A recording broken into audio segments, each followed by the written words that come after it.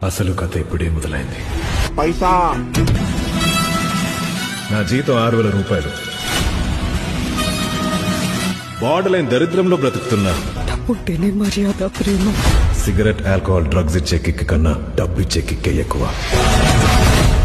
ఇలాంటప్పుడే అనిపిస్తుంది ఫ్యామిలీ కోసం ఎంత రిస్క్ చేసినా తప్పు లేదని.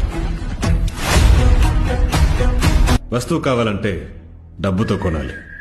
రెస్పెక్ట్ కావాలంటే డబ్బు మన ఒంటి మీద కనపడాలి. అసలు కథ ఇప్పుడే మొదలైంది. పైసా నా జీతం 6,000 రూపాయలు. Border line దరిద్రంలో బ్రతుకుతున్నా. డబ్బుంటేనే మర్యాద, ప్రేమ.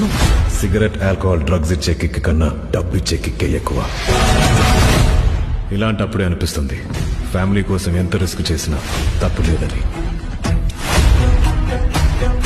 వస్తువు కావాలంటే డబ్బుతో కొనాలి. రెస్పెక్ట్ కావాలంటే డబ్బు మన ఒంటి మీద కనపడాలి.